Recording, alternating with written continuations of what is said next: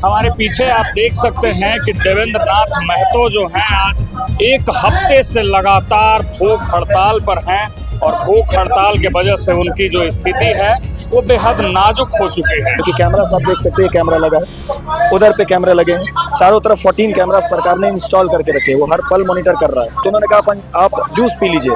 अब जूस पीना मतलब अनशन तोड़ देना।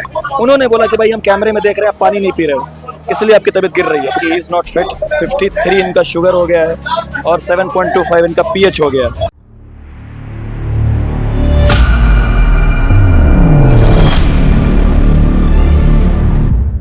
झारखंड के छात्र, अभ्यर्थी और नौजवान लोग जो हैं लगातार प्रोटेस्ट पर हैं और अपनी मांगों के साथ लगातार जयपाल सिंह मुंडा स्टेडियम में अड़े हुए हैं।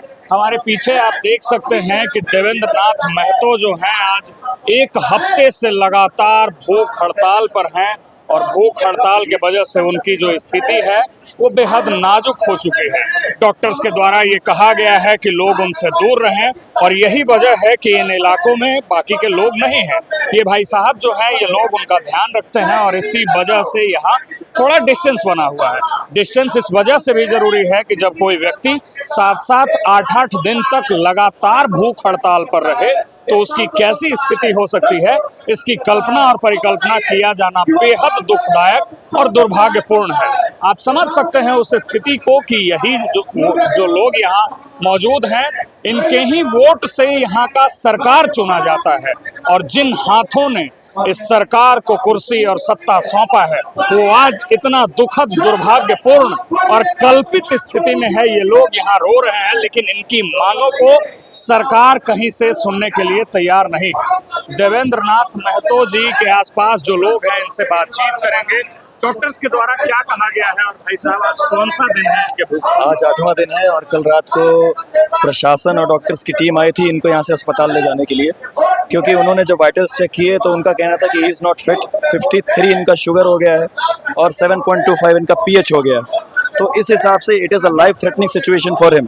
तो डॉक्टर्स ने कहा कि वी कैन नॉट, प्रशासन ने कहा कि we can not allow. Doctors ने सजेशन किया कि सर आपको जाना चाहिए।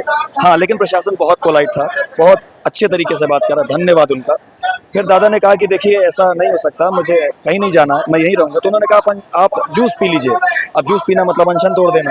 तो दादा ने कहा सर मैं पानी पी ले रहा हूँ, आपके सामने पी ले रहा हूँ। क्योंकि कैमरा आप देख सकते हैं, कैमरा लगा है, उधर पे कैमरे लगे हैं, चारों तरफ 14 कैमरा सरकार ने इंस्टॉल करके रखे हैं, वो हर पल मॉनिटर कर रहा है। उन्होंने बोला कि भाई हम कैमरे में देख रहे हैं, आप पानी नहीं पी रहे हो, इसलिए आपकी तबीयत गिर रही है। तो बोले ठीक है मैं अभी पी लेता हूँ। फिर 3:30 बजे रात को ऐसा होता है कि वो ब्लड रिपोर्ट लेते हैं और 4 बजे एक एनएस का बोतल चढ़ाते हैं और एक डीएनएस का चढ़ाते हैं। यहीं पे उन्होंने चढ़ा दिया। सवाल ये भी है भाई साहब कि जहां सरकार कह रही है कि अनशन तोड़ लेना चाहिए, भूख के वजह से स्थितियां इनकी नाजुक हो रही है, कुछ दिन में जान पर बनाएगा, फिर सरकार इनकी मांगों को, इन बच्चों को जो इनके ही राज्य के बच्चे हैं, इनके ही राज्य के अभ्यर्थी हैं, इनकी मांगों को क्यों नहीं सुन रही है? क्या कुछ लगता है? ये क्वेश्चन आपको सरकार से करना चाहिए सर, क्योंकि मैं सरकार में नहीं हूँ, आप सरकार में नहीं है। तो ये उनका जवाबदेही बनती है कि वो क्यों नहीं कर रहे हैं। आप देखिए मेहनत कर रहे हैं, भाई साहब मेहनत कर रहे हैं, दोनों इस गर्मी में खड़े हैं। किसके लिए? जेनजी बच्चों के लिए, सिस्टम को चेंज करने के लिए, सब इकट्ठा खड़े हैं। सरकार को समझना चाहिए। प्रशासन को तो ठीक है, आप बोलोगे कि उनको देकर उठा करके अस्पताल ले जाओ, अनशन को कमजोर करो, वो सेकंड तरीके से काम कर रहे हैं। फ्रंट में क्यों नहीं आ रहे? फ्रंट में आए ना। चर्चा है कि तीसरे दौर की बातचीत भी शायद सरकार के द्वारा करने का प्रयास किया गया, बच्चों से किया गया, यहाँ से कोई मंडली शायद गई, सरकार से मिली, क्या निष्कर्ष निकल गया है कुछ बताएंगे आप? सर ये आप हमारे स्पोक्स पर्सन से पूछ लीजिएगा, वो हमारे स्पोक्स पर्सन आपको बता देंगे। मेरा डिपार्टमेंट है सिर्फ इनको देखना है, इनकी देख रहे। चलिए, तो ये जो भाई साहब हैं ये इनका ध्यान रखते हैं। हमारे पीछे देवेंद्र नाथ महतो जी की स्थिति जो है उसको आप देखिए और देखिए कि एक व्यक्ति जब 8 दिनों से लगातार छात्रों के मांग पर भूखे पड़ा रहता है तो उसकी स्थिति किस तरीके से शवनुमा हो जाती है। ये लाशनुमा स्थिति एक व्यक्ति की सिर्फ इसलिए बन गई है कि वो अपने ही चुने हुए सरकार से ये मांग करते हैं कि यहाँ जो सरकारी नौकरियाँ जिस पर सबसे पहले बच्चों की, अभ्यर्थियों की और नौजवानों की हक है, उन्हें वो हक मिले।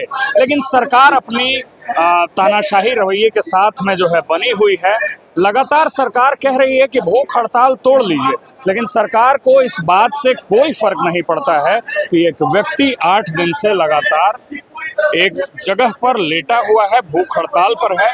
जो भगवान न करे जाने अनजाने में, चाहे अनचाहे स्थिति में कहीं मृतसैया न बन जाए। बाकी मेरा नाम रमनिक राज है, आप देख रहे हैं वॉच न्यूज, और वॉच न्यूज की टीम आपको झारखंड के स्टूडेंट्स प्रोटेस्ट को लगातार दिखा रही है।